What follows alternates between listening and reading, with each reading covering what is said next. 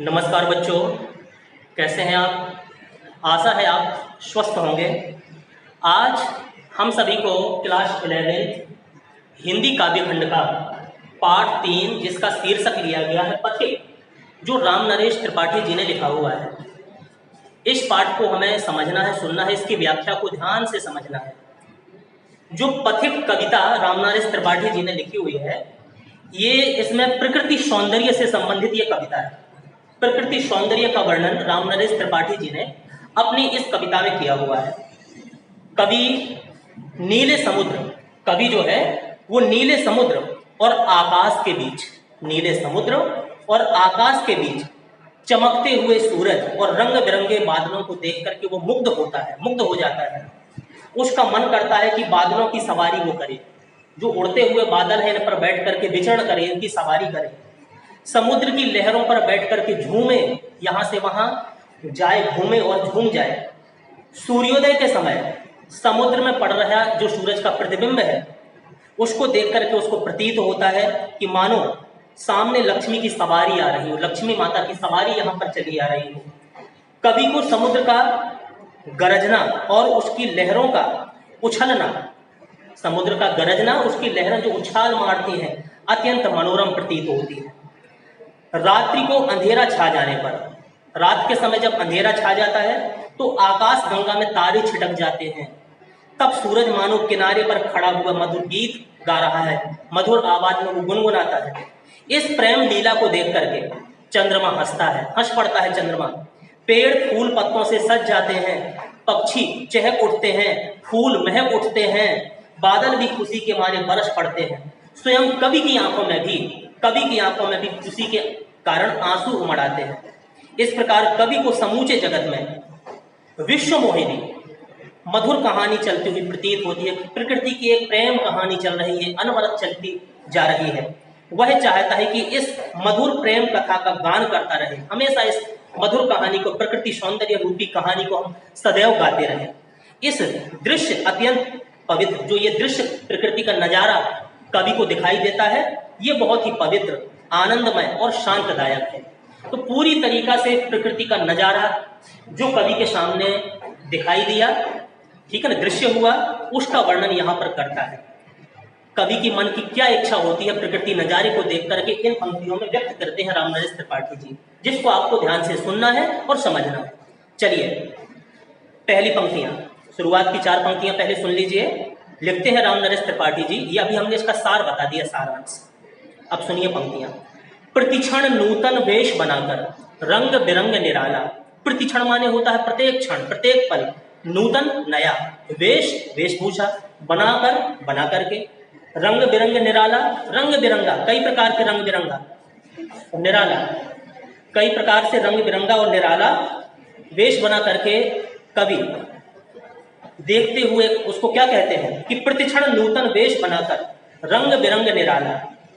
यानी कि कवि राम नरेश त्रिपाठी जी कहते हैं, कवि राम नरेश त्रिपाठी जी कहते हैं कि मेरे सामने सूर्य और बादलों का समूह है, सूर्य और बादलों का समूह है, ठीक है कि नहीं। यानी कि प्रतिक्षण नूतन वेश बनाकर रंग बिरंग निराला, रवि के सम्मुख थिरक रही थी नभ में वारिद माला। रवि माने होता है सूरज, सम्मुख माने सामने, थिरकना माने नाचना, नभ माने आसमान, वारिद माला बादलों का समूह, बादलों का झुंड। प्रतिक्षण नूतन वेश, हर क्षण नया नया वेश रूप धारण करके, बादलों की माला, बादलों की पंक्तियां, बादलों का समूह सूरज के सामने कवि को नाचते हुए प्रतीत होता है। तो कवि क्या कहता है कि मेरे सामने सूर्य और बादलों का समूह है, मेरे सामने सूर्य और बादलों का समूह है। इसके सौंदर्य को, इस सुंदरता को देख करके मुझे ऐसे लग रहा है कि मानो बादलों की मंडली, जो बादलों की मंडली है, बादलों का जो झुंड है, नित्य नए, सदैव नए नए और रंग बिरंगे रूप बना करके सूर्य के सामने नाच रहा हो, सूर्य के सामने नाच रही हो ये बादलों की पंक्तियां, बादलों का झुंड, ठीक है ना। प्रतिक्षण नूतन वेश बनाकर रंग बिरंग निराला रवि के सम्मुख थिरक रही है, रवि के सम्मुख नाचती हुई प्रतीत होती है। क्या? नभ में वारिद माला, आसमान में ये बादलों का समूह मुझे नाचता हुआ प्रतीत होता है। हमेशा रंग बिरंगा नया अनोखा रूप धारण करके बादल नाचते हुए प्रतीत होते हैं। इतना सुंदर नजारा प्रकृति का है। आगे नीचे ऊपर तो आसमान में सूरज है और बादल उमड़ते उमड़ते जाते हैं, ऐसे लगता है जैसे नाच रहे हैं। और नीचे की तरफ देखा, समुद्र के किनारे कभी खड़े हुए हैं। नीचे क्या कहते हैं? नीचे नील समुद्र मनोहर, ऊपर नील गगन। जहां पर मैं खड़ा हुआ है नीचे की तरफ देखता हूं तो नील समुद्र, नीले रंग का समुद्र, मन को हरने वाला समुद्र है नीचे। वो ऊपर नीले रंग का आसमान है, गगन है। और ऐसे सुहावने मौसम को देख करके, नीचे नीले समुद्र को देख करके, ऊपर नीले आसमान को देख करके, और इनके बीच में जो बादल उड़ते हुए प्रतीत हो रहे हैं, दिखाई दे रहे हैं, तो मुझे कैसा मन कर रहा है? घन पर बैठ, इन बादलों पर मैं बैठ जाऊं। घन माने बादल, बादलों पर बैठ जाऊं और बीच में विचरूं। इस आसमान के और समुद्र के बीच में जो बादल उड़ रहे हैं, इन पर मैं बैठ जाऊं और पूरी पृथ्वी का, पूरे ब्रह्मांड का भ्रमण करूं। घन पर बैठ बीच में विचरूं, यही चाहता मन है। मेरी मन की ये इच्छा है कि इस नीले समुद्र के और नीले आसमान के बीच में जो बादल उड़ रहे हैं, इन उड़ते हुए बादलों पर मैं बैठ जाऊं और पूरी धरती का विचरण कर लूं। ये मेरे मन की इच्छा है, ठीक है ना? यानी कि बादलों के बीच बैठ करके मैं आनंद विहार करूं। समझ में आ गई 4 पंक्तियां। अब आगे की पंक्तियां। रत्नाकर गर्जन करता है, मलया नील बहता है। रत्नाकर, रत्नाकर समुद्र का ही एक पर्यायवाची है। गर्जन, बहुत ही तेज ऊंची आवाज में ये समुद्र है, गर्जना कर रहा है। मलया नील बहता है, मलय अनिल, मलय माने होता है चंदन और अनिल माने होती है वायु। सुगंधित चंदन युक्त सुगंधित वायु बहती हुई प्रतीत हो रही है, बह रही है। चारों तरफ खुशबू बिखरी हुई है। हरदम यह हौसला हृदय में प्रिय भरा रहता है। हरदम यह हौसला हृदय में प्रिय, हे प्रिय, अपनी प्रिय को संबोधित करते हुए कवि कहते हैं कि ऐसा सुंदर नजारा देख करके, इस सुंदर वायु में सांस लेकर के, समुद्र की गर्जना को सुन करके, ये गर्जना और ये सुगंधित वायु, हे प्रिय, मेरे मन में सदैव उत्साह भर देता है, उत्साह भर देता है, हौसला भर देता है। और मेरा मन क्या चाहता है? इस विशाल, विस्तृत, इस विशाल, इस फैलावदार, विस्तृत, काफी लंबा चौड़ा जो समुद्र है, महिमामय, कई प्रकार की महिमाओं से युक्त, महिमा मंडित जो ये समुद्र है, विशाल और विस्तृत, रत्नाकर के घर में, इसके घर में पहुंच जाऊं। रत्नाकर माने समुद्र। और कोने कोने में लहरों पर बैठ फिरूं जी भर के, और इनकी जो लहरें उठती हैं समुद्र की, इनकी लहरों पर मैं बैठ जाऊं और पूरे समुद्र का भ्रमण करके आ जाऊं। ऐसा मेरा मन चाहता है। फिर से सुन लीजिए ये पंक्तियां। रत्नाकर गर्जन करता है, मलया नील बहता है, हरदम यह हौसला हृदय में प्रिय भरा रहता है। यानी कि मेरे सामने खड़ा समुद्र जो है, मेरे सामने जो समुद्र है, गर्जन तर्जन कर रहा है, खूब तेज गर्जना कर रहा है। और साथ ही मलयगिरी से निकलने वाली सुगंधित हवाएं बह रही हैं। रत्नाकर गर्जन करता है, मलया नील बहता है, और हरदम यह हौसला हृदय में प्रिय भरा रहता है। हे प्रिय, इन्हें देख करके, यानी समुद्र को देख करके, इस वायु, चलती हुई वायु का अनुभव करके मेरे मन में सदैव उत्साह भरा रहता है। इस विशाल विस्तृत महिमामय रत्नाकर के घर के कोने कोने में लहरों पर बैठ फिरूं जी भर के। यानी कि हे प्रिय, मेरी यह इच्छा होती है कि मैं इस विशाल, इस विस्तृत और महान सागर रूपी घर के कोने पर, मैं इस विस्तृत और विशाल और महान सागर रूपी घर के कोने कोने में जाऊं, इसकी लहरों पर बैठ जाऊं और जी भर के उसमें विहार करूं। पूरे समुद्र के कोने कोने में मेरा विचरण हो जाए, इसकी लहरों पर बैठ करके मैं विचरण करूं। हे प्रिय, मेरे मन की ये इच्छा हो रही है, ये मेरे मन में अभिलाषा जागृत हो रही है। अब आगे, अब सुबह का समय, समुद्र के किनारे कभी खड़े, जब सूर्योदय हुआ, सूरज का प्रतिबिंब समुद्र के पानी में पड़ा तो पानी को चमकदार हो गया। उस चमकते हुए पानी को आधा सूरज का प्रतिबिंब बनता हुआ दिखाई दे रहा है। जैसे पानी में आधे सूरज की परछाई बन गई हो, आधा नीचे हो समुद्र के, ऐसा पता चल रहा है। कवि को देख रहे हैं जब, तो आगे की पंक्तियों में क्या लिख रहे हैं त्रिपाठी जी? कह रहे हैं, निकल रहा है जलनिधि तल पर दिनकर बिंब अधूरा।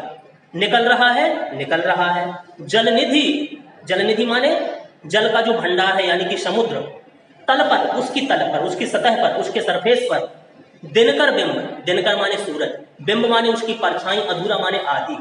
यानी कि आधा उगा हुआ सूरज की परछाई समुद्र पर जब पड़ रही है तो ऐसे लग रहा है कि कमला के कंचन मंदिर का मानो कांत कंगूरा। कमला, कमला किसको कहते हैं? लक्ष्मी जी को। लक्ष्मी जी का पर्यायवाची शब्द है कमला। कमला के कंचन मंदिर का, जैसे माता लक्ष्मी के सोने के मंदिर का, स्वर्ण मंदिर कांत कंगूरा, श्रेष्ठ कंगूरा हो। कंगूर जो मंदिरों में ऊपर होते हैं, कंगूरे, है कि नहीं, ऊपर जो मंदिर में कंगूरे बने होते हैं ना, वो कंगूरा। कांत, कांत माने श्रेष्ठ, कंचन सोना। उस आधे प्रतिबिंब को जो समुद्र में परछाई पड़ रही है उगते हुए सूरज की, वो आधा चमकता हुआ प्रतिबिंब जिसकी परछाई समुद्र में पड़ रही है, उस परछाई को देख करके कवि को ऐसे लग रहा है कि जैसे ये आधा प्रतिबिंब जो समुद्र में दिखाई दे रहा है सूरज का चमकता हुआ, इसको देख करके मुझे ऐसे लग रहा है कि जैसे ये माता लक्ष्मी के सोने के मंदिर का श्रेष्ठ कंगूरा हो, कंगूरा निर्मित कर दिया हो सोने के मंदिर का, माता लक्ष्मी जी का। लाने को निज पुण्य भूमि पर लक्ष्मी की असवारी, और इस उगते हुए सूरज की परछाई को देख करके मुझे ऐसे लग रहा है कि लाने को निज पुण्य भूमि पर, अपनी पुण्य भूमि पर, अपने पुण्य जन में लक्ष्मी की सवारी को लाने के लिए, लक्ष्मी की असवारी, लक्ष्मी की सवारी लाने के लिए रत्नाकर ने निर्मित कर दी स्वर्ण सड़क अति प्यारी। रत्नाकर मानो समुद्र ने सोने की सुंदर सड़क का निर्माण कर दिया हो कि जिसमें से माता लक्ष्मी की सवारी गुजरना है, उसको देख करके ऐसे लग रहा है। फिर से सुन लीजिए चारों पंक्तियां। निकल रहा है जलनिधि तल पर दिनकर बिंब अधूरा, कमला के कंचन मंदिर का मानो कांत कंगूरा, लाने को निज पुण्य भूमि पर लक्ष्मी की असवारी, रत्नाकर ने निर्मित कर दी स्वर्ण सड़क अति प्यारी। यानी कि कवि के कहने का आशय ये है कि पथिक कहता है कि देखो सामने समुद्र की सतह पर, सामने समुद्र की सतह पर सूर्य की अधूरी छवि उभर रही है, सूर्य की अधूरी छवि, आधा सूरज, उसकी छवि उभर रही है, ठीक है, कि उभरती हुई प्रतीत होती है। अर्थात आधा सूर्य, आधा सूरज समुद्र के तल पर है और आधा समुद्र के अंदर उसकी ओट में है जो दिखाई नहीं देता है। आधे सूरज की परछाई ही ऊपर समुद्र में दिखाई दे रही है। उसके सौंदर्य को देख करके ऐसा प्रतीत होता है मानो यह लक्ष्मी जी के स्वर्णिम मंदिर का, लक्ष्मी जी के स्वर्णिम सोने के समान मंदिर का चमकता हुआ कंगूरा, अर्थात समुद्र लक्ष्मी का सुनहरा मंदिर प्रतीत हो रहा है। अर्थात समुद्र उगते हुए सूरज की परछाई को लेकर के, ठीक है कि नहीं, लक्ष्मी जी का सुनहरा मंदिर जैसा प्रतीत हो रहा है और सूर्य उनका उज्जवल कंगूरा हो। ऐसा लगता है कि मानो लक्ष्मी की सवारी को इस पुण्य धरती पर उतारने के लिए, इस पुण्य धरती पर उतारने के लिए स्वयं समुद्र देव ने, समुद्र देवता ने बहुत सुंदर स्वर्णिम मार्ग बना दिया हो, बहुत सुंदर सोने की सड़क का निर्माण कर दिया हो, ऐसे प्रतीत होता है। बताओ कितना अच्छा माहौल बना दिया कवि ने। अब आगे की पंक्तियों में क्या कहते हैं कवि? निर्भय दृढ़, निर्भय दृढ़ गंभीर भाव से गरज रहा सागर है। निर्भय, निडर होकर के, बिना भय के, दृढ़ पक्के इरादे के साथ, गंभीर भाव, गहरे भाव से ये समुद्र क्या कर रहा है? गरज रहा सागर है, समुद्र गर्जना कर रहा है। लहरों पर लहरों का आना सुंदर, अति सुंदर है। जब लहर उठती है समुद्र की, एक लहर गई, दूसरी लहर गई, उन उठती हुई लहरों को देख करके, एक के बाद एक लहरों को जाते हुए जब मैं देखता हूं तो वो उठती हुई लहरें बहुत ही सुंदर प्रतीत होती हैं, बहुत ही सुंदर लग रही हैं। कहो यहां से बढ़कर सुख क्या पा सकता है प्राणी, कहो यहां से बढ़कर सुख। इस प्राकृतिक सुंदरता को देख करके, इस प्राकृतिक सुंदर नजारे को देख करके प्राणी क्या कहीं और सुख प्राप्त कर सकता है? इस सुख को छोड़ करके, इस प्रकृति के सुख को छोड़ करके क्या प्राणी और कहीं सुख का अनुभव कर सकता है? अनुभव करो हृदय से। अनुराग भरी कल्याणी, हे प्रेमदायिनी, अपने हृदय में सदैव प्रेम भरने वाली, सबका कल्याण करने वाली, हे प्रिय, तुम इस पवित्र प्यार को, पवित्र प्रेम को, इस प्रकृति के सुंदर नजारे को, इसकी सुंदरता को तुम हृदय से अनुभव करो। फिर से सुन लीजिए चारों पंक्तियां। निर्भय दृढ़ गंभीर भाव से गरज रहा सागर है, लहरों पर लहरों का आना सुंदर, अति सुंदर है। देखो सामने जो समुद्र है, समुद्र दिखाई देता है, निडर होकर के दृढ़ता पूर्वक बड़े गंभीर भाव से गरज रहा है, गंभीर भाव से गरज रहा है। अर्थात उसकी लहरें बहुत गहराई से निकल रही हैं, बहुत गहराई से उसकी लहरें निकल रही हैं। उसकी गर्जना गंभीर भाव से युक्त है और ऊपर की ओर उठती हुई ऐसी प्रतीत होती हैं उसकी लहरें मानो किसी का उन्हें भय नहीं है, उठती हुई उताल मारती हैं, ऊपर की ओर उठती हुई लहरें ऐसे प्रतीत होती हैं जैसे उन्हें किसी का भय नहीं है। समुद्र में एक लहर पर दूसरी लहर चली आ रही है, लहरों पर लहरों का आना सुंदर अति सुंदर है।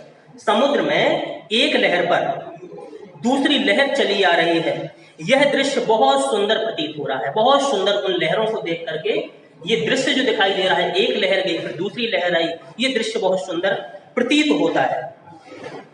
कहो यहां से बढ़कर सुख क्या पा सकता है प्राणी, अनुभव करो हृदय से हे अनुराग भरी कल्याणी।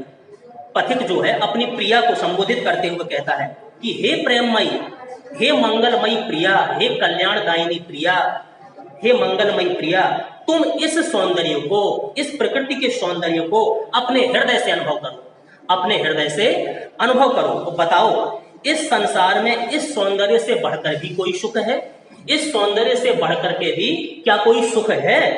नहीं, इस प्राकृतिक सौंदर्य का कोई मुकाबला नहीं है। कवि का मतलब है कि इस प्राकृतिक सुंदरता के आगे सभी सुंदरता निस्सार है, बेकार है। इस सुंदरता का मुकाबला नहीं हो सकता। अब आगे आगे कवि रात्रि का वर्णन करते हैं, रात्रि के समय का। क्या कहते हैं? जब गंभीरतम अर्ध निशा में जग को ढक लेता है, जब गंभीरतम, जब माने जब, गंभीर माने गहरा, तम माने होता है अंधकार, गहरा अंधकार, भयंकर अंधकार जब होता है रात्रि में, अर्ध निशा में आधी रात्रि के समय जब भयंकर अंधेरा छा जाता है, जग को ढक लेता है, और वो अंधेरा क्या करता है? सारे संसार को अपने आगोश में ले लेता है, सारे संसार को ढक लेता है। तो फिर क्या होता है? अंतरिक्ष की छत पर तारों को छिटका देता है। वो अंधकार क्या करता है? जब सब जगह अंधेरा होता है तो अंतरिक्ष, इस आसमान की छत पर तारों को छिटका देता है, तारे निकल आते हैं। उस रात्रि के समय तारों को बिखेर देता है वो अंधेरा। सस्मित वदन, जगत का स्वामी, सस्मित, सस्मित माने प्रसन्न, वदन माने मुख, प्रसन्न मुख होकर के, प्रसन्न मुख, जगत का स्वामी, वह संसार का स्वामी सूरज मृदु गति से आता है, धीमी गति से वो संसार को प्रकाश देने वाला संसार का स्वामी सूरज आता है प्रसन्न होकर के। कहाँ आता है? तट पर खड़ा, किनारे पर खड़ा हो जाता है। गगन गंगा के, आकाश गंगा के किनारे पर ओट में वो संसार का स्वामी सूरज खड़ा हो जाए रात्रि के समय। वो क्या करता है? मधुर गीत गाता है, अपने मधुर गीतों को गुनगुना करके गाना शुरू कर देता है। फिर से सुन लीजिए। जब गंभीरतम अर्ध निशा में जग को ढक लेता है, अंतरिक्ष की छत पर तारों को छिटका देता है, जब आधी रात हो जाती है, चारों ओर घनघोर अंधेरा छा जाता है, सारा संसार उस अंधेरे से ढक जाता है, तब यह अंधेरा आकाश की छत पर, आकाश की छत पर जगमग करते तारों को छिटका देता है, जगमग करते हुए तारों को छिटका देता है। अर्थात आकाश में तारे सज जाते हैं, रात्रि के समय सज जाते हैं। फिर आगे, सस्मित बदन जगत का स्वामी मृदु गति से आता है, तट पर खड़ा गगन गंगा के मधुर गीत गाता है। तब यह जगत का स्वामी अर्थात सूरज मुस्कुराते हुए मुख से धीरे धीरे आता है और इस आकाश गंगा के किनारे उसकी ओट में खड़ा हो जाता है, किनारे पर ओट में खड़ा हो जाता है, किनारे पर खड़ा हो जाता है। वह आकाश गंगा के सौंदर्य को देख करके, ठीक है कि नहीं, आकाश गंगा के सौंदर्य को देख करके मनमोहक गीत गाता है। यानी कि कवि के कहने का आशय यह है कि रात्रि में सूरज, अब सूरज दिन में दिखाई देता, रात में तो दिखाई नहीं देता, लेकिन कवि के कहने का आशय क्या है? कवि का आशय यह है कि रात्रि में सूर्य छिप छिप करके आकाश गंगा के सौंदर्य का पान करता है।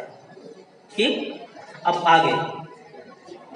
आगे कवि लिखते हैं, उससे ही, आगे की पंक्तियां हैं ये, उससे ही विमुग्ध हो नभ में चंद्र विहंस देता है, वृक्ष विविध पत्तों पुष्पों से तन को सज लेता है। उससे विमुग्ध, इस सौंदर्य से आकर्षित होकर के, मोहित होकर के आसमान में फिर चंद्रमा हंसता हुआ निकल आता है, हंसता हुआ चंद्रमा दिखाई देने लगता है, निकल आता है।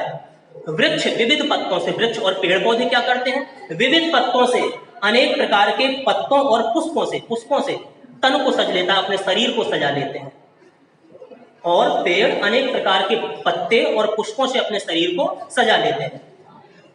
इस सौंदर्य माहौल को देख करके, इस सुंदरता को देख करके पक्षी हर्ष संभाल न सकते, मुग्ध चहक उठते हैं। पक्षी अपनी प्रसन्नता को अपने अंदर नहीं रख सकते और प्रसन्न होकर के पक्षी क्या करते हैं? चहक उठते हैं, चहकने लगते हैं पक्षी। फूल सांस लेकर सुख की सानंद महक उठते हैं। और ऐसे सुहावने मौसम में, सौंदर्य भरे वातावरण में फूल भी अपनी सुगंध बिखेरने लगते हैं और चारों तरफ सुगंध या महक बिखरने लगती है। फिर से सुन लीजिए चारों लाइन। उससे ही विमुग्ध हो नभ में चंद्र विहस देता है, वृक्ष विविध पत्तों पुष्पों से तन को सज लेता है। कवि के कहने का आशय यह है कि रात्रि के समय आकाश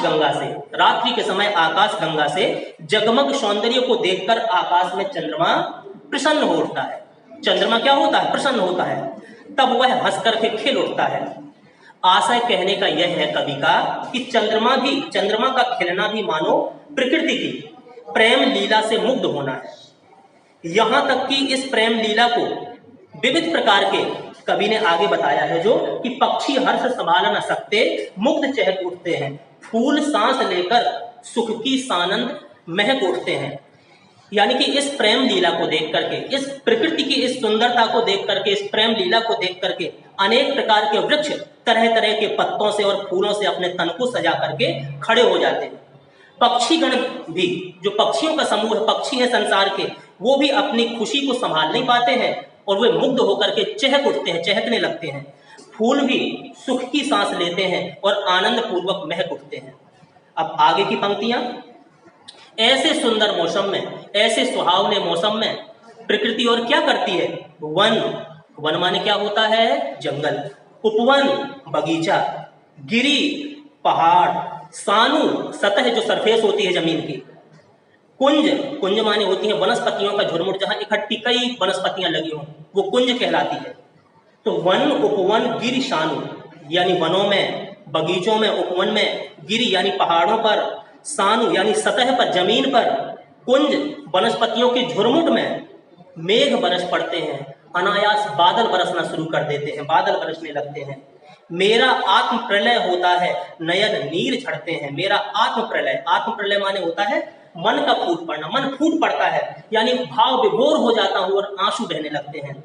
ऐसे सुंदर माहौल को देख करके वन में, उपवन में, गिरी में यानी पहाड़ों पर, जमीन की सतह पर और वनस्पतियों के झुरमुट में जब बादल बरसने लगते हैं, तो उनके बरसते हुए बादलों को देख करके मेरा मन भी आत्म विभोर हो उठता है, मेरा आत्म प्रलय होता है और नयन नींद झड़ते हैं। इस सुंदर माहौल को देख करके, प्रकृति के सुंदर नजारे को देख करके मेरी आंखों से भी अश्रुधारा बहने लगती है खुशी के कारण। पढ़ो लहर तट तृण तरु गिरि नभ किरण जलद पर प्यारी। पढ़ो माने पढ़ो, पढ़ाई करो, इनको पढ़ लो। क्या पढ़ लो? कहाँ पढ़ लो? लहर, इन लहरों को पढ़ो, समुद्र की उठती हुई लहरों को पढ़ो। तट, इनके किनारों को पढ़ो। तृण, छोटी छोटी घास जो उग रहे हैं, तिनके उठे हैं जो जमीन पर, उनको पढ़ो। तरु, पेड़ों को देखो। गिरी, पर्वत। नभ, आसमान। किरण, सूरज की किरणें। जलद यानी कि बादलों पर, इन बादलों की, इन सभी की सुंदरता को तुम पढ़ो, ध्यान से देखो। लिखी हुई यह मधुर कहानी, इन पर एक प्रकार की मधुर प्रेम भरी कहानी लिखी हुई है जो ईश्वर ने लिख दी है इस प्रकृति पर। विश्व विमोहनकारी, और ये संसार को अपनी ओर आकर्षित करने वाली है, मुग्ध करने वाली है। फिर से सुन लीजिए।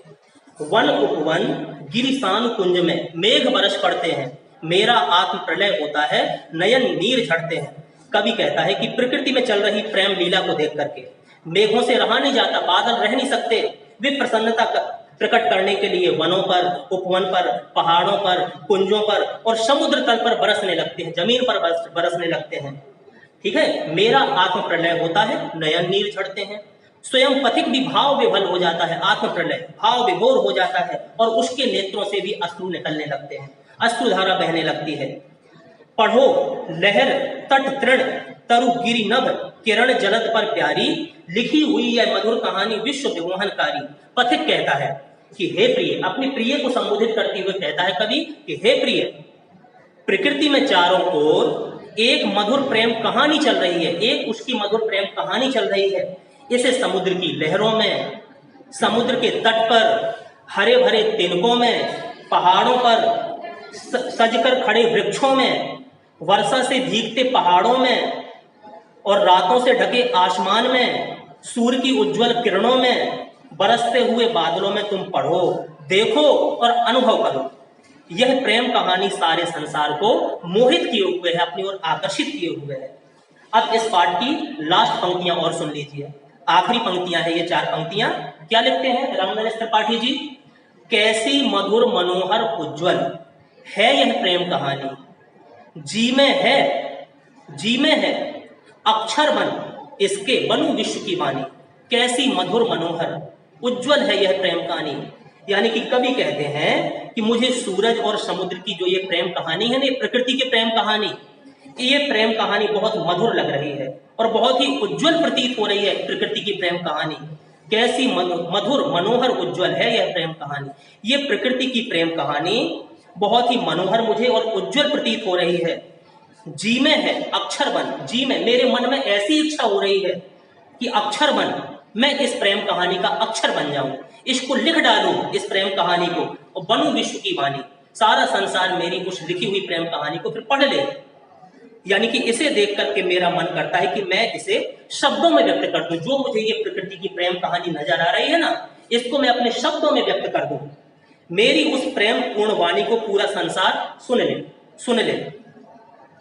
आगे, स्थिर पवित्र आनंद प्रवाहित सदा शांति सुख कर है, आहा प्रेम का राज परम सुंदर अतिशय सुंदर है। स्थिर है, यानी कि प्रकृति में सदा एक पवित्र आनंदमयी और सुखदाई शांति छाई रहती है। प्रकृति में हमेशा स्थिर है, जो पवित्र, हमेशा पवित्रता देने वाली, आनंद प्रदान करने वाली, सदैव एक प्रकार की शांति व्याप्त है प्रकृति में। आहा प्रेम का राज्य परम सुंदर अतिशय सुंदर है। वाह, प्रेम का यह जो राज्य है कितना सुंदर है, कितना सुंदर है, कितना सुंदर है, जो मेरे मन को सदैव भा जाता है। संसार इस प्रकृति की ओर आकर्षित हो रहा है। ये प्रकृति का सौंदर्य नजारा कितना सुंदर है कि जो मन को अनायास ही अपनी तरफ खींच रहा है। तो ये पंक्तियां रामनरेश त्रिपाठी द्वारा लिखी हुई, अभी आपके सामने इसकी व्याख्या हमने सुनाई, समझाई। इस पाठ को आपको बार बार समझना है, सुनना है, कहीं कोई दिक्कत होती है आपको पूछना है। इसलिए अब इस चैप्टर को यहीं पर समाप्त करते हैं और इसको आपको बार बार पढ़ना है, समझना है। धन्यवाद।